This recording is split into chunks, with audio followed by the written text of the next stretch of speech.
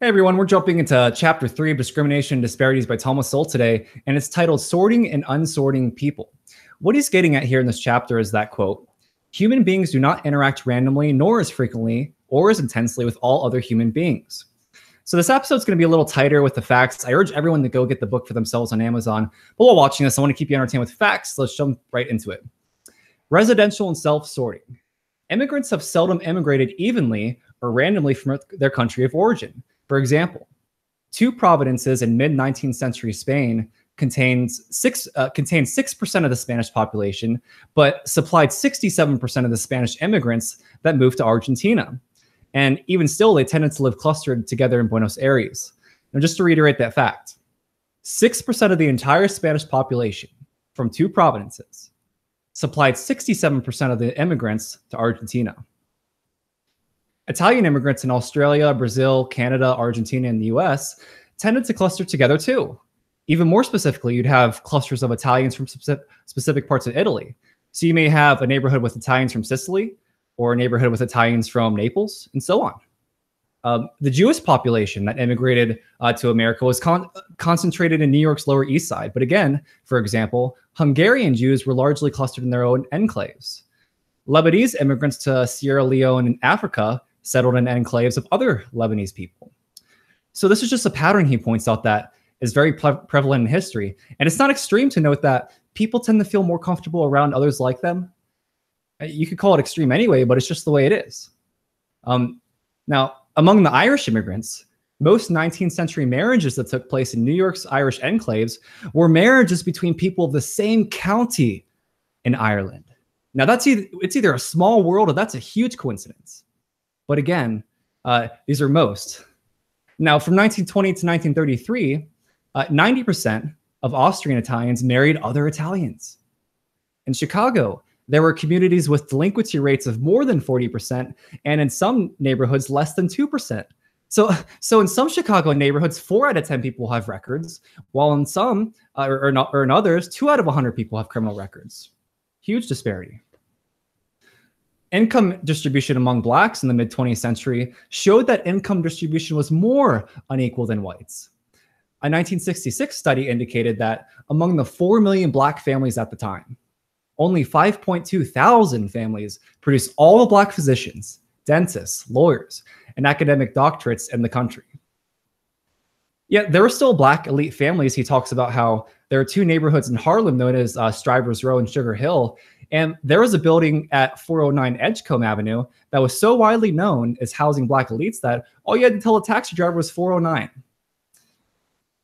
The next part's very interesting, and I think he talks about this more in the book Black Rednecks and White Liberals, and he points out this. The later massive migration of Southern blacks to Chicago created acute polarization. The Chicago Defender, a black newspaper, was highly critical of these newcomers. Why? Because arrivals from the South were considered vulgar, rowdy, unwashed, and criminal. The same newspaper was telling blacks at the time things like, quote, don't use vile language in public places. Don't allow yourself to be drawn into street brawls. Don't take part of lawbreakers. Don't abuse or violate the confidence of those who give you employment. So he immediately separates the idea that this is race-based. It's absolutely not. We're talking about culture, namely Southern culture. A study in the early 20th century Pennsylvania showed that the rate of violent crimes among black migrants from the South was nearly 5 times the rate of such crimes by blacks born in Pennsylvania. So the South had long been the country's most violent region. Unfortunately, this led to segregation in the North, and many schools began to segregate. In Washington, for example, blacks were no longer allowed in many white theaters, restaurants, or hotels, and their job opportunities shrank. During World War II, many blacks and whites from the South moved north to get jobs in the production of military equipment, and a shipyard in Richmond, California, employed more than 90,000 people. So in the same city, there were 270 black residents in 1940, but after the Kaiser Industries came out, there were more than 10,000 black residents. The black population in Berkeley was more than 4 times what it was in 1950 compared to 1940. Oakland rose to more than 5 times what it had been before. And he points out that in northern cities in the early 20th century, the new black arrivals were, quote, seen by the existing black population there as vulgar and ill-behaved. Imagine that. The next section, he talks about the prevalence of sorting, and he notes this. Most husbands and wives tend to have similar IQs. And the correlation is at least as high as the correlation between brothers and sisters, even though there is no biological reason for the IQs of husbands and wives to be similar. It's interesting to think about. I never knew that. Causation. What causes people to sort or unsort themselves in the ways described? Well, it's not that simple. Take into consideration that in early colonial America, more than half the white population in colonies south of New England arrived as indentured servants. And the differences between how these white and black indentured servants were treated were social differences, not legal differences. He points out in the South, where plantation slavery was a norm, free persons of color would consider threats. Excuse me, let me start that part over. Take a sip of water. He points out in the South where plantation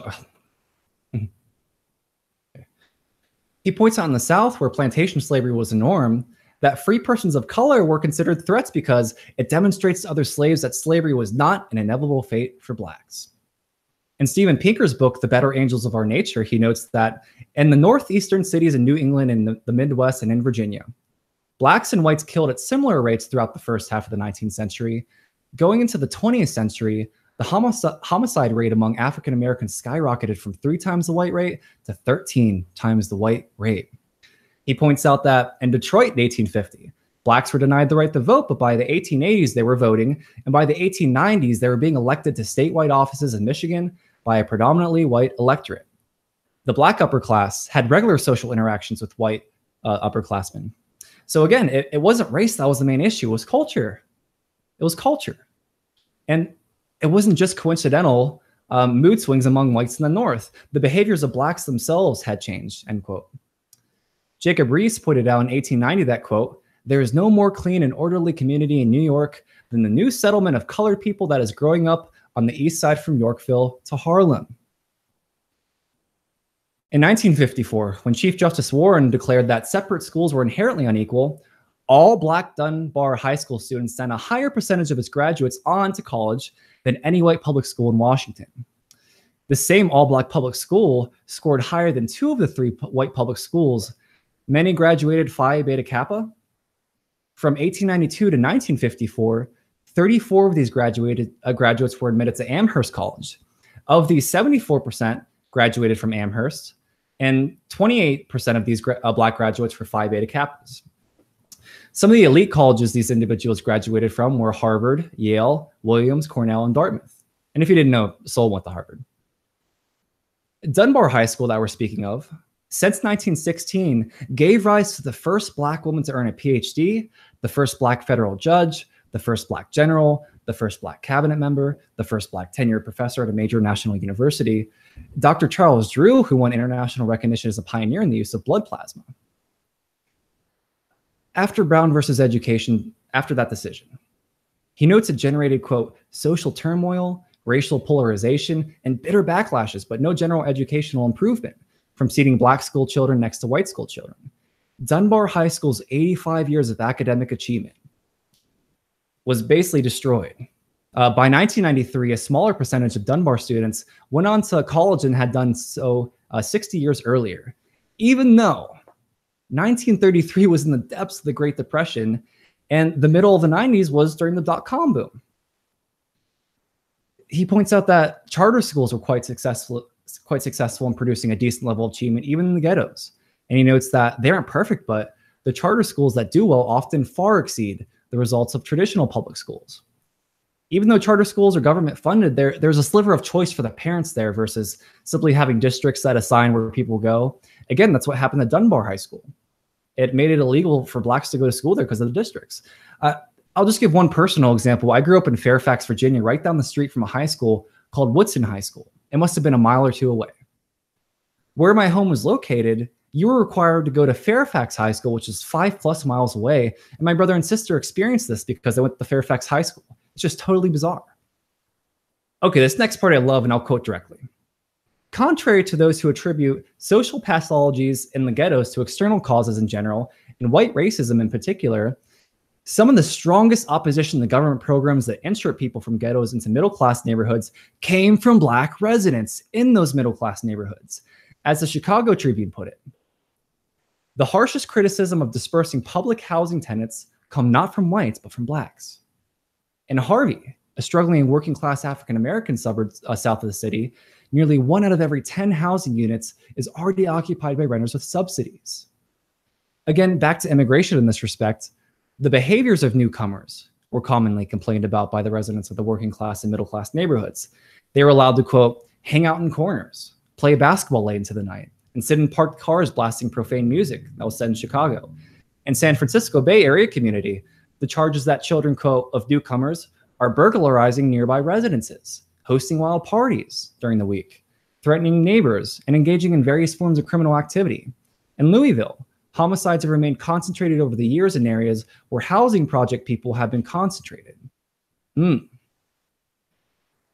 a quote from the Chicago Tribune again stated, Black homeowners have protested loudly at public meetings that they didn't want those people moving back into their rejuvenated neighborhoods. They called them project people, lowlifers, and freeloaders. Again, these were complaints from Black people towards other Black people moving there. You can call it anything but racist at this point, even among whites. I mentioned the hillbilly tax last episode, but in a best-selling memoir titled Hillbilly Elegy, the author, a white man from a hillbilly background, reported that his grandmother saw the government placing underclass people in their midst as a betrayal, ensuring that bad people would move into the neighborhood, even though they looked a lot like us. But they were the kind of hillbillies who gave our people a bad name, end quote. But what does the empirical evidence say? Because we can look at the government's Moving to Opportunities program as a source. Well, listen to this. The Journal of Human Resources said, we did not find evidence of improvements in reading scores, math scores, behavioral school problems, or group. The American Journal of Sociology concluded that there is no evidence that extra time spent in low poverty integrated neighborhoods improves economic outcomes. Econometrica, yet another economic journal, concluded, we have found no significant evidence of treatment effects on earnings, welfare participation, after an average of 5 years since random assignment. Even the Quarterly Journal of Economics, the oldest American journal in economics, concluded that the changes in neighborhoods induced by MTO, the Moving to Opportunity program, have not affected the employment rates, earnings, or welfare usage by a statistically detectable amount for household heads. The U.S. Department of Housing and Urban Development followed more than 4,600 very low-income families in 5 cities over 10 to 15 years to examine the short and long-term effects. Their conclusion? No discernible benefit to economic self-sufficiency, employment outcomes, and risky and criminal behavior for adults and children was observed as a result of moving. Similarly, moving had few positive effects on educational achievement for youth. According to Investors Business Daily, HUD broadened the authority of 2 anti-discrimination laws, the Fair Housing Act and the Equal Credit Opportunity Act, making illegal any housing or credit policy that results in disproportionately fewer Blacks or Latinos receiving housing or home loans than whites, even if those policies are race neutral and evenly applied across groups. But the point in this episode, you should have made a lot of connections here. Government fails at everything they do.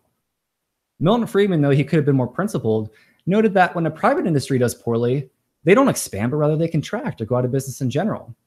When the government does something poorly, it's guaranteed to expand. The government will simply claim that they didn't have enough resources to accomplish the task at hand every single time. This last section here, he talks about employment and the fact that employers can come under a ton of scrutiny by just statistics alone, meaning, like what we mentioned earlier, that it's assumed that there was a problem because of statistics that show, 90% of whites or Blacks face this or whatever, just whatever. He gives one example where the Sears department store was charged with sex discrimination, which cost the company $20 million in legal fees and took 15 years to resolve. Here's the kicker.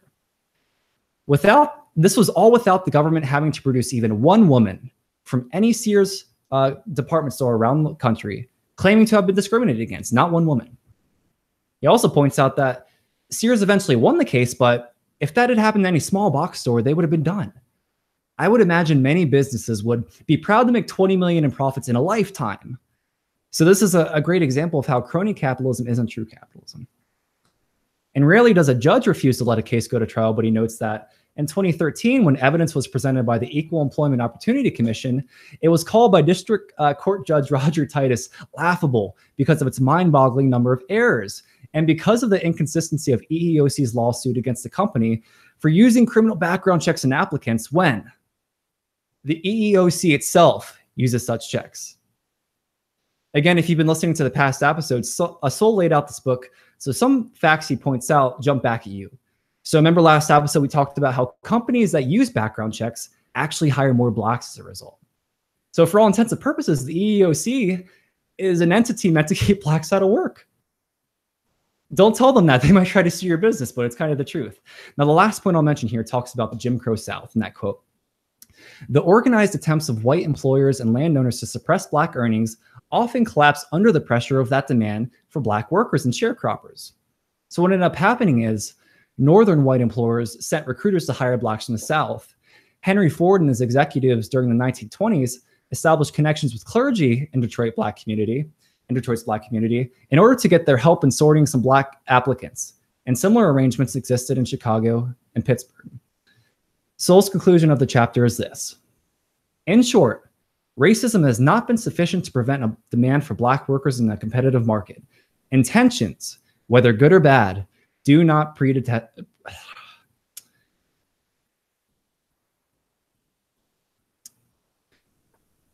Sol's conclusion of the chapter is this. In short, racism has not been sufficient to prevent a demand for black workers in a competitive market. Intentions, whether good or bad, do not predestine outcomes. Well, tomorrow we'll discuss chapter 4, which is titled The World of Numbers. And it quite honestly might be my favorite chapter because most people know deep down how statistics are warped and manipulated, but he gives so many great examples. Don't miss it. Go buy the book on Amazon. I'll see you tomorrow. As always, for peace and liberty.